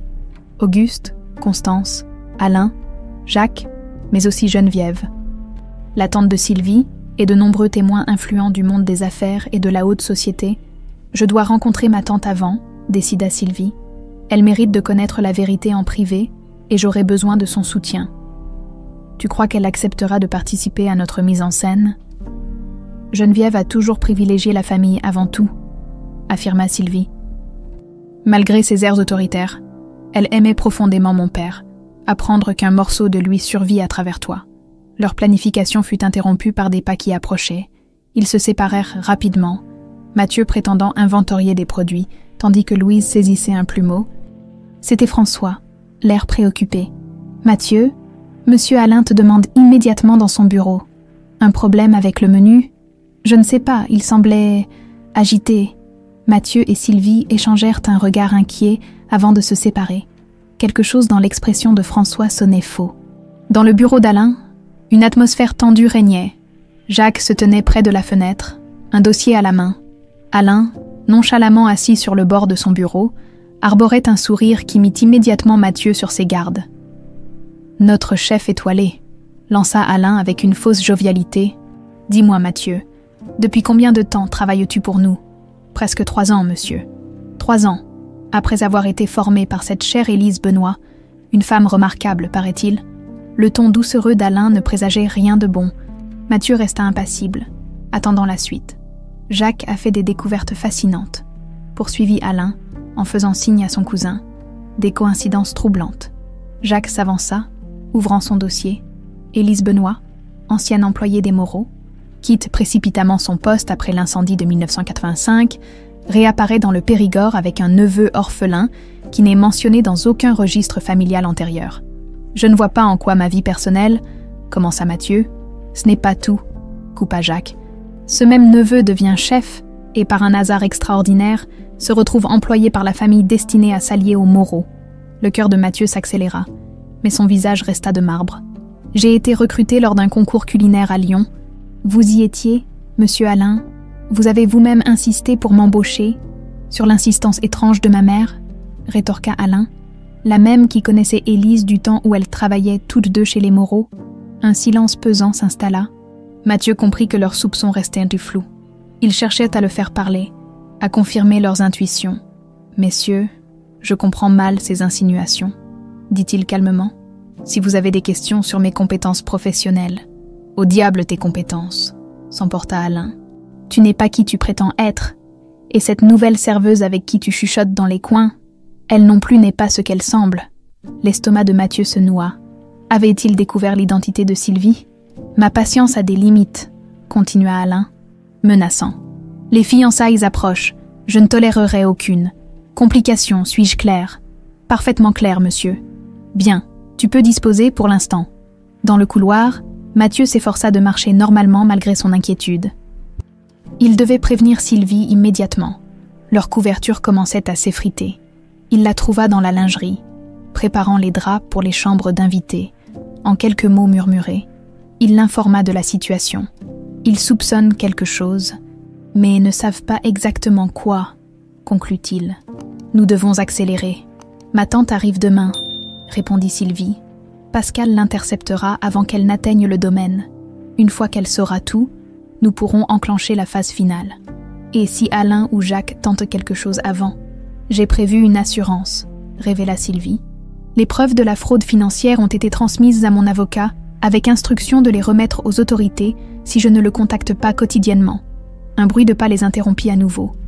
Cette fois, c'était Constance qui apparut à la porte de la lingerie. « Toi, encore avec elle ?» lança-t-elle à Mathieu, son regard alternant entre lui et Louise avec suspicion. « N'as-tu pas un dîner à préparer ? Je vérifiais simplement que les nappes spéciales avaient bien été repassées, madame, » répondit-il respectueusement. Constance s'approcha de Louise, l'examinant avec une intensité dérangeante. « Il y a quelque chose chez vous, quelque chose de familier que je n'arrive pas à définir. Je dois avoir un de ces visages communs, » répondit Louise, baissant humblement les yeux. « Non, » murmura Constance, presque pour elle-même. « C'est autre chose, comme un fantôme du passé. » Elle se reprit soudain, retrouvant sa froideur habituelle. « Finissez ces chambres rapidement. Et toi, Mathieu, retourne en cuisine où est ta place. » Après son départ, ils échangèrent un regard lourd de sens. Le temps pressait, les soupçons s'accumulaient, la confrontation finale approchait inexorablement. Ce soir-là, dans sa petite chambre, Sylvie finalisa le script détaillé de leur plan. Chaque accusation, chaque preuve, chaque témoin avait sa place dans une chorégraphie minutieuse de révélation. Message de Pascal, lui annonça Mathieu lors de leur bref rendez-vous nocturne derrière les cuisines. Il a trouvé quelque chose sur l'acheteur mentionné dans le journal de Constance. Il lui tendit une photocopie d'un vieux rapport de police. Auguste avait un associé à l'époque, Marcel Vignon, riche industriel connu pour son trafic d'influence. Il est mort en 1995, mais son fils, Victor, s'exclama Sylvie, comme Victor Vignon, l'ami d'Alain qui vient régulièrement au restaurant. Exactement. La connexion perdure à travers les générations, et devine qui est sur la liste des invités aux fiançailles. Un sourire déterminé se dessina sur le visage de Sylvie. Notre cercle se referme. Dans 6 jours, la vérité éclatera enfin. Ils se séparèrent, chacun retournant à son rôle pour quelques jours encore. Le chef talentueux et la serveuse discrète, masquant sous ses apparences modestes les héritiers légitimes d'un empire qu'on avait tenté de leur voler. Dans l'ombre, le compte à rebours avait commencé. Le jour des fiançailles arriva enfin, baignant le domaine du bois d'une lumière dorée d'automne. Des voitures de luxe commencèrent à remplir l'allée centrale dès midi, déversant un flot d'invités en tenues élégantes. L'élite parisienne, la presse spécialisée, les partenaires commerciaux des deux familles, tous venaient assister à l'union tant attendue entre deux dynasties françaises. Dans les cuisines, l'effervescence atteignait son paroxysme. Mathieu, impeccable dans sa veste blanche de chef, dirigeait son équipe avec une autorité tranquille.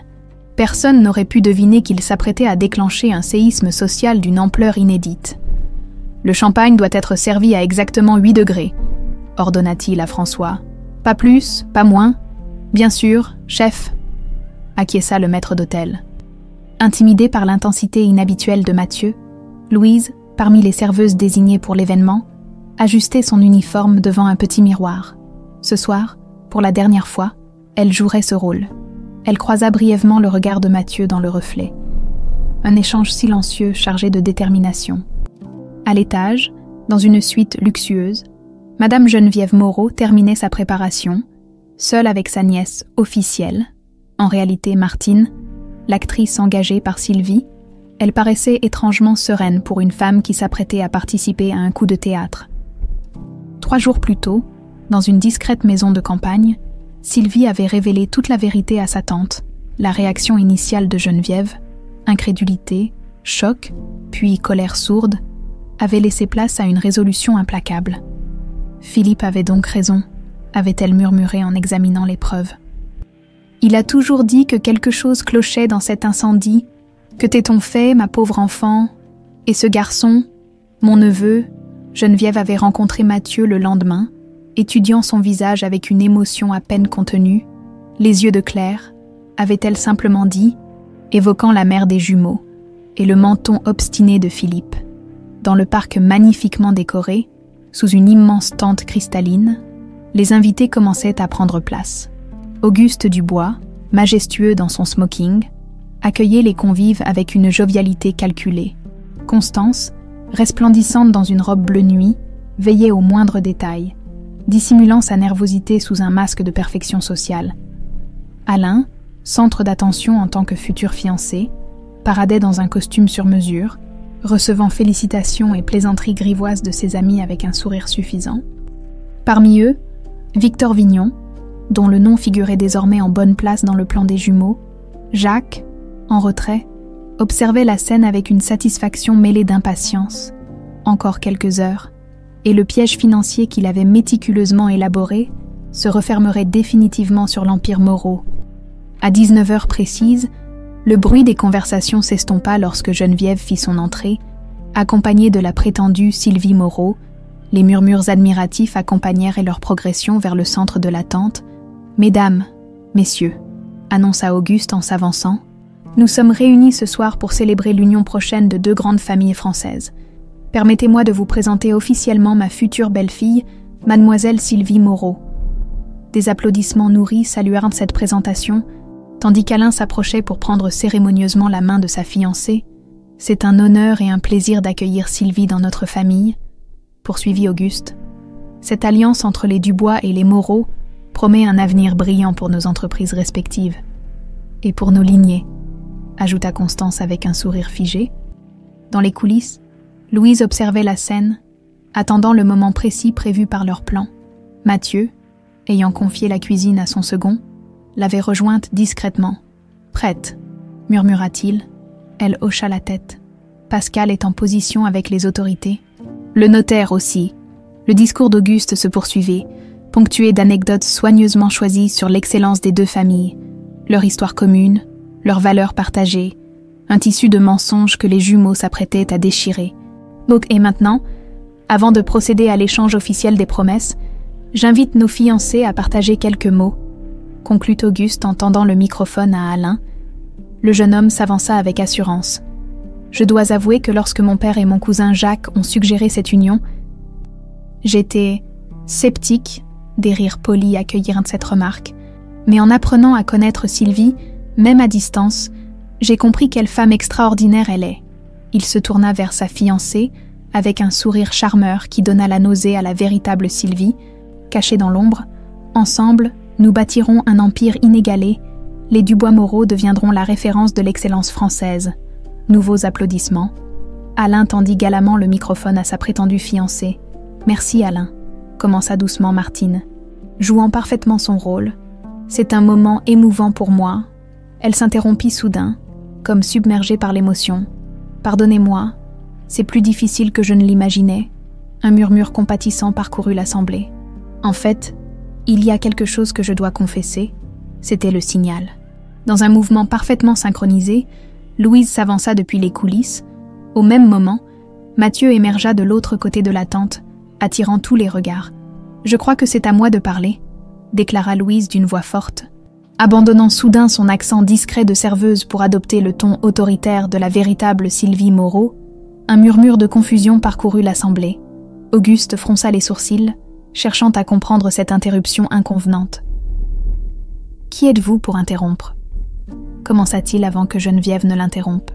« Je vous présente ma nièce, Sylvie Moreau », annonça-t-elle en se levant pour rejoindre Louise. La véritable Sylvie Moreau. Des exclamations stupéfaites éclatèrent de toutes parts. Alain, bouche bée, regardait alternativement les deux Sylvie, incapable de comprendre. « C'est impossible !» s'exclama Jacques, pâlissant à vue d'œil. Sylvie s'avança jusqu'au centre de la tente, accompagnée par sa tante. D'un geste délibéré, elle ôta ses lentilles de contact, révélant ses yeux verts caractéristiques des Moreau. Puis elle retira la perruque qui dissimulait ses cheveux blonds naturels. « Surprise, messieurs Dubois !» dit-elle avec un sourire glacial. « J'ai pensé qu'il serait judicieux de connaître mes futurs beaux-parents avant de m'engager, et je dois dire que ce que j'ai découvert est édifiant. » Constance, figée d'horreur, fixait maintenant Mathieu qui s'approchait à son tour. « Et permettez-moi de vous présenter quelqu'un d'autre, » poursuivit Sylvie en tendant la main vers lui. « Mathieu Moreau, mon frère jumeau. » Le silence qui suivit cette déclaration était assourdissant. Auguste, livide, s'effondra sur une chaise.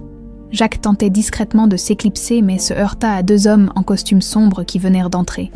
Des policiers en civil, accompagnant Pascal. « C'est ridicule !» s'écria finalement Alain, retrouvant sa voix. « Cette femme est dérangée, sécurité.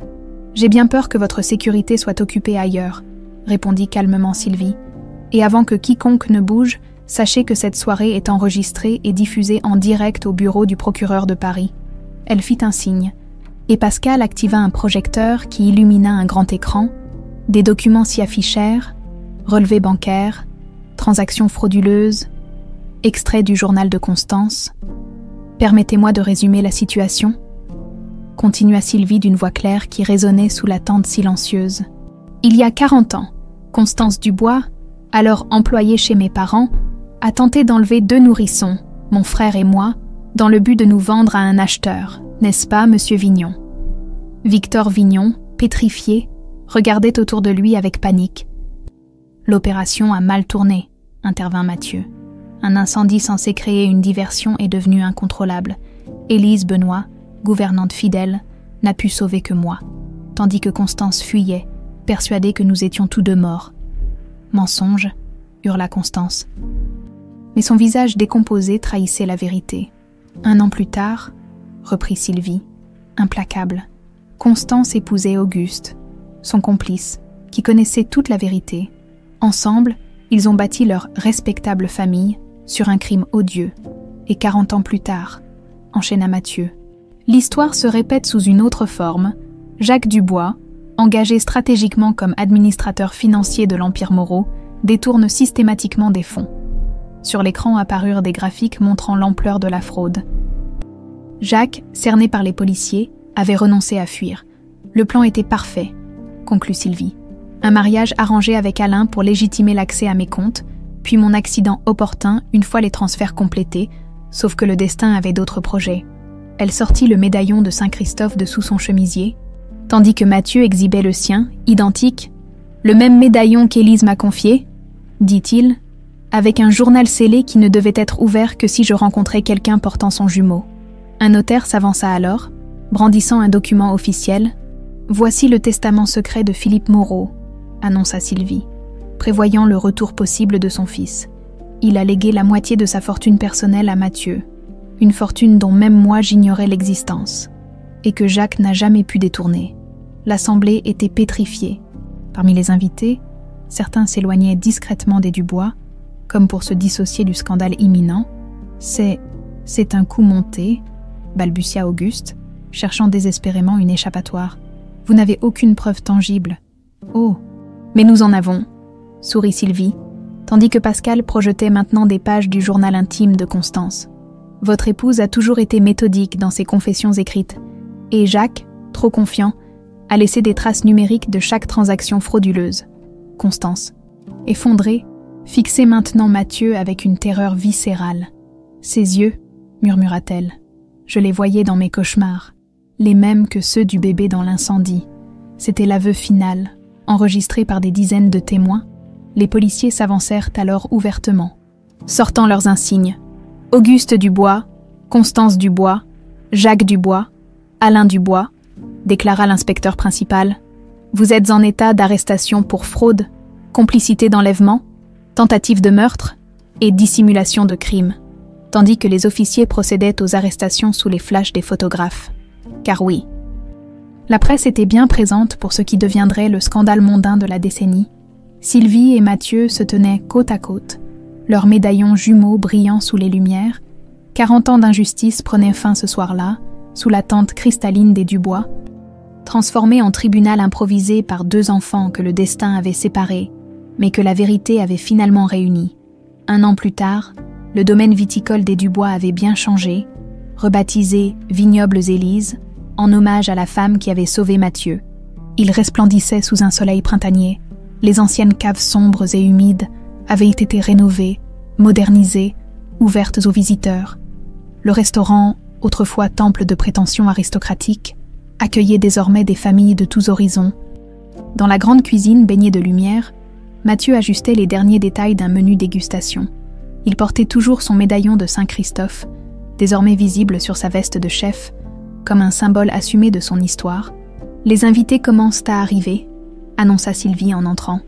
Élégante dans une robe simple mais raffinée, elle ne ressemblait plus à la workaholic austère d'autrefois.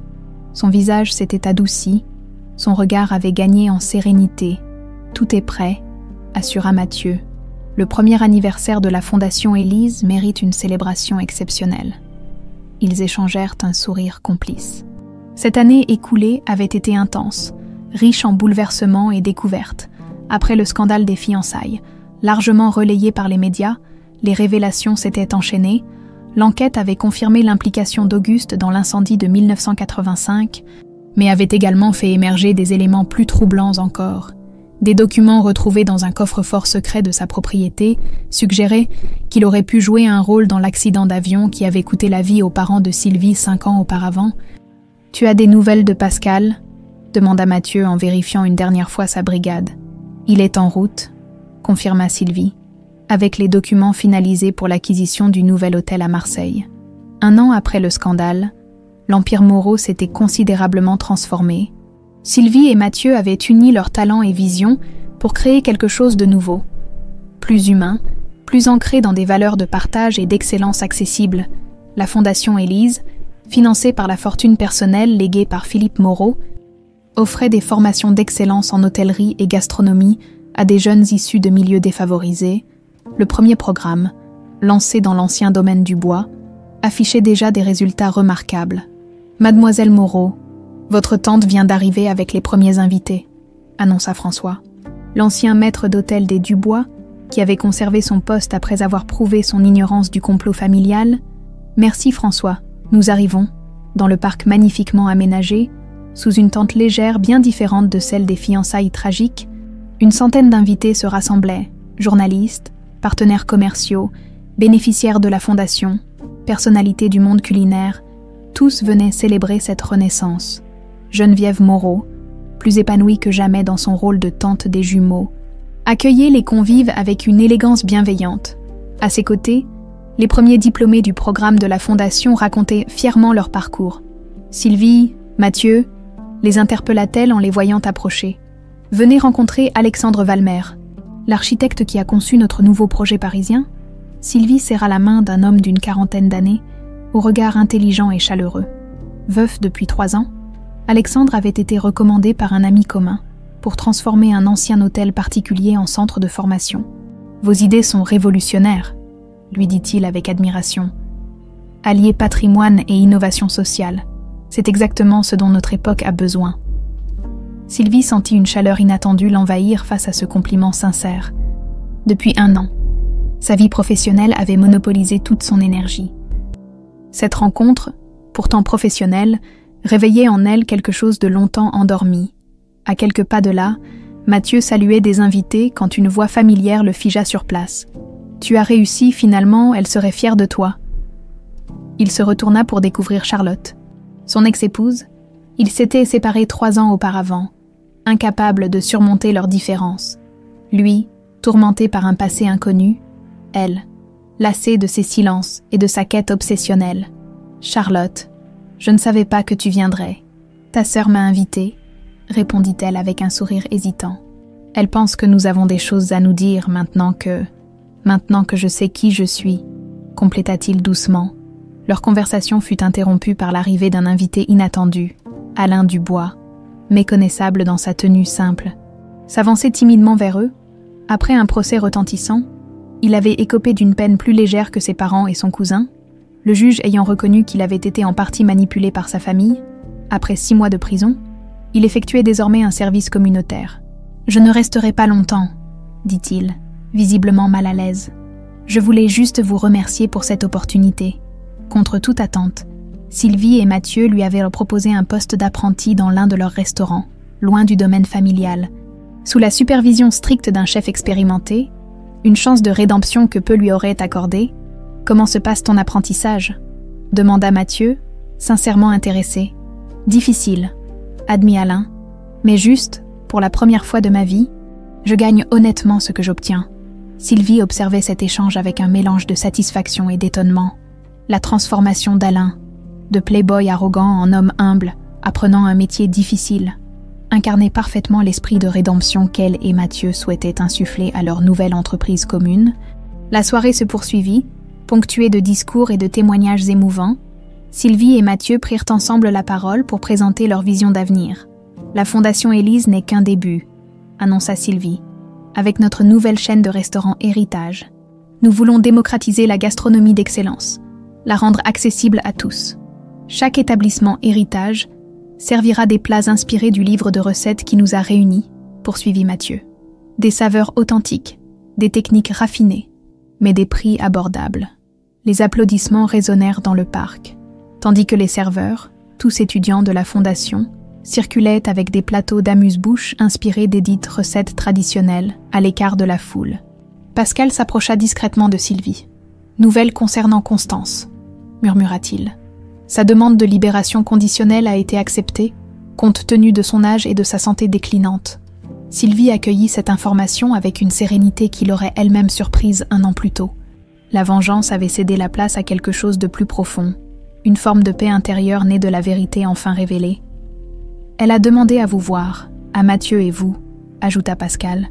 « Nous réfléchirons, » répondit simplement Sylvie, plus tard dans la soirée, alors que le soleil se couchait sur les vignes, colorant le ciel de teintes pourpres et orangées. Les jumeaux se retrouvèrent seuls un moment sur la terrasse surplombant le domaine. « Tu as remarqué ?» demanda Mathieu en souriant. « Charlotte et Alexandre semblent bien s'entendre. » Sylvie rit doucement. « J'allais te dire exactement la même chose. » Un silence confortable s'installa entre eux, chargé de tout ce qu'ils avaient trop traversé et construit ensemble en si peu de temps. « Tu crois qu'ils auraient été fiers ?» demanda soudain Mathieu. « Nos parents ?» Sylvie contempla les vignes qui s'étendaient à perte de vue, puis sortit de son sac un petit cadre contenant une vieille photographie. Claire et Philippe Moreau, souriant, tenant dans leurs bras 2 nourrissons identiques. « J'en suis certaine, » répondit-elle doucement. Ils restèrent ainsi, côte à côte, leurs médaillons jumeaux brillant dans la lumière du couchant. Le destin les avait séparés, mais un simple déguisement les avait réunis, dévoilant une vérité trop longtemps cachée. Dans la grande salle, la réception battait son plein. La nouvelle ligne de vin, Renaissance, créée par Auguste Dubois depuis sa cellule comme partie de sa réhabilitation, était servie en dégustation. Une partie des bénéfices financerait des programmes pour enfants victimes d'actes criminels. Sa façon de chercher une forme de rédemption, le vieux livre de recettes qui avait révélé le testament secret, était désormais exposé sous verre à l'entrée du restaurant. symbole du passé préservé et de l'avenir à construire, et ce soir-là, alors que deux jumeaux longtemps séparés célébraient leur nouvelle vie commune, le médaillon de Saint-Christophe semblait briller un peu plus fort, comme si Élise, de là où elle était, veillait toujours sur eux, satisfaite que sa mission soit enfin accomplie.